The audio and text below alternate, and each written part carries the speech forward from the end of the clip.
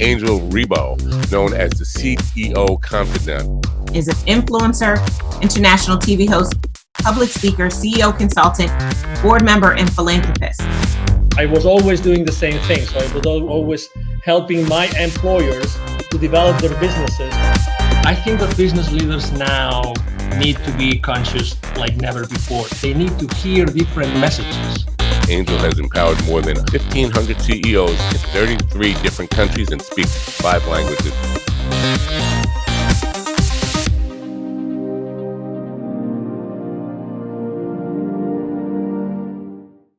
Hello, everybody. This is Angel Rebo, the CEO Confidant, and also the president and co-founder of the Wisdom for Kids Foundation. And we are here today with Neville Joffe. Hi, Neville. How are you? Fine. Hi, Angel. Good to see you. Good to see you. Absolutely. So for those that don't know Neville Joffe still, he is an executive educator. And, for the last 25 years, he's trained more than 20,000 C-level executives and business operators in order to help them understand the financial implications of their business decisions. And he's done that with very, very large corporations in the world, like, Campbell Soup, Bombardier, or Hallmark Cards, and so many others. So welcome to the show, Neville. How are you today? Yeah, wonderful. Thank you, Angel. Wonderful. So let's start because, we started this series of talking about the different chapters of your book, the latest of your books, which is the Baker's Dozen Rules of Highly Successful Business Operators that you see here. And I wanted to talk today about the chapter 7, which has a very, very nice title, which is Revenues Are Vanity, Profits Are Sanity, and Cash Flow is Reality. What is behind that subtle title, Neville?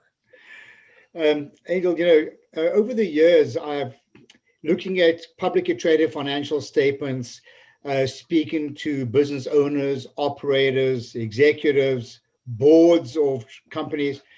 And the first topic that seems to arise, or the measurement of success, if you will, always seems to be, what are your revenues? Have your revenues gone up? Why did your revenues go down? The first topic of conversation is really around, do you have enough cash to survive? Are you making a profit? I'm not suggesting they don't talk about those things, but usually the first thing on the list are revenues. And often a lot of the small operators as well tend to say, well, my revenue's up, everything is great. That couldn't be further from the truth.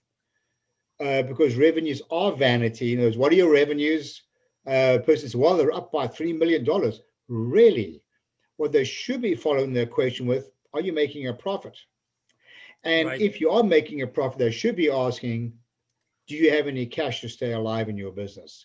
How about your cash flow? So then, hence, that's why I came up with this chapter, revenues are vanity, profits are sanity. You need to make profits if you want to sustain your profits and cash flow in your business.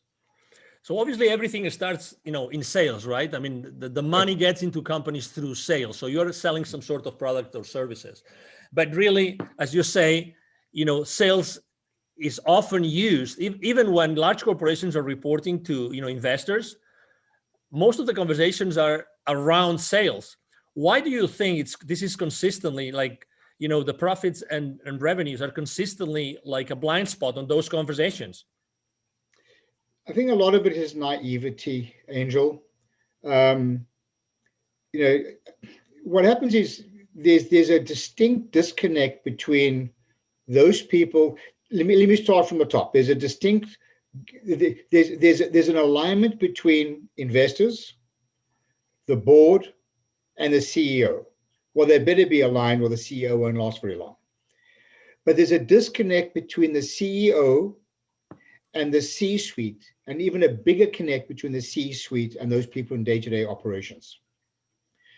Ultimately, those people in operations, and I said this on previous interviews as well, and I'm going to just stick with it because it's so important. Ultimately, those people in operations are the ones who are essentially signing the checks in the corporation. They were making decisions. You spoke about sales. So people in sales are the ones who are discounting. Do they even know how much volume they've got to sell to offset a discount to maintain the same gross profit? I can count literally on one hand how many people give me the right answer. They've never even thought to even ask a question. Have they thought about you're going to increase your sales and so revenues go up? Have they thought about the additional resources that are needed to support those sales? This really speaks to chapter 3 of the book.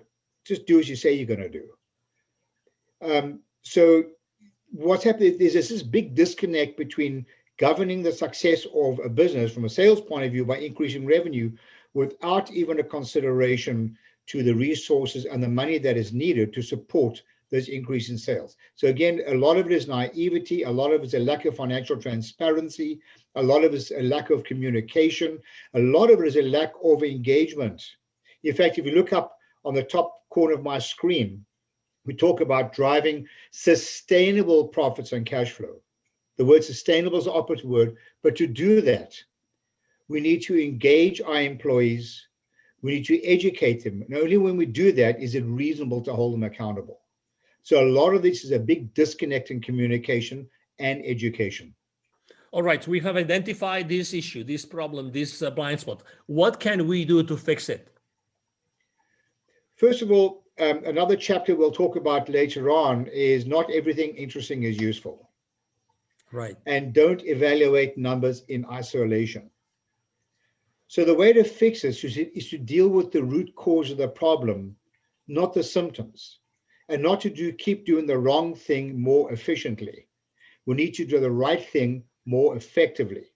And the right thing is to, number one, have sufficient financial transparency that everybody knows what's going on. Number two, to ensure that people can connect operational behavior to the ultimate reason why we're in business, which is to drive sustainable profits and cash flow. Otherwise, they're operating in a vacuum. They're looking at numbers in isolation. That is the root cause of the problem. So if people get educated, understand the implications, and learn to communicate with each other through engagement, that is the root cause of the problem.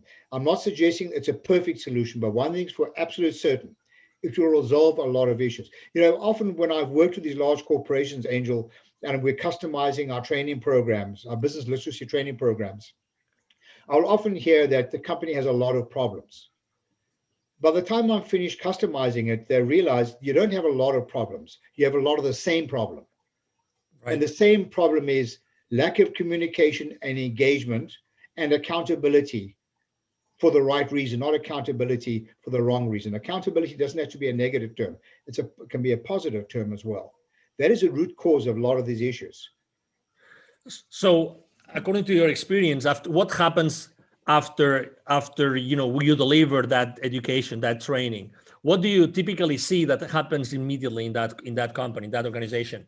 Well, there are a lot of things that happen, but in the interest of time, I think the first thing that comes to mind is that there's an adjustment of the KPIs and the metrics that are expected for your people to read. I've seen this happen so often. It comes to budget time, and we'll using salespeople or whatever, we'll get a list like this, 500 line items on a budget. What happens is the average person's eyes glaze over. They just become overwhelmed with information instead of sticking to what is useful, not just interesting.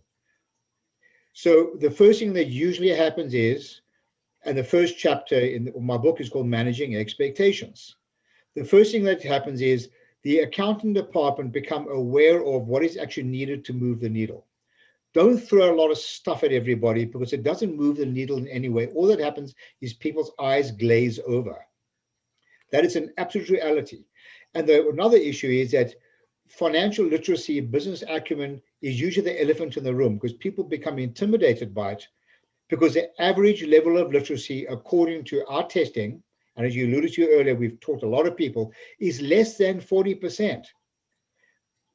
Doing simple math, that means people are 60% illiterate. So can you imagine how many decisions are made in a vacuum without understanding the implications?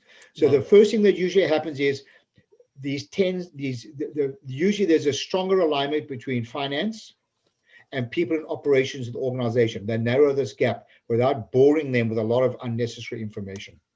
If people would like to know more, Neville, what's their best way to connect with you? Oh man, I love a good debate. Just contact me at my email address, Neville, that's Neville, at bizwisdom. That's bizwisdom.com. Neville at bizwisdom.com. I'd love to chat with you and take us to another level. Excellent. Thank you very much for being with us today, Neville. It's been a pleasure. And for everybody, watching us today, thank you for being with us today. I'm sure that you have enjoyed this conversation with Neville Joffe as much as we have, and hope to see you soon in our next show. Have a wonderful day. Goodbye. Thanks, Angel. Thanks, everyone. Bye. Thank you so much for watching our show today. The entire team of the CEO Confidant appreciate your time and attention. If you think that you are a good fit for the CEO Confidant TV, please connect with us on LinkedIn. We hope that you enjoyed today's show as much as we did. See you soon. Angel Rivo, the CEO Confidant. Email address angel@angelrivo.com. Don't forget to follow me on LinkedIn. Thank you.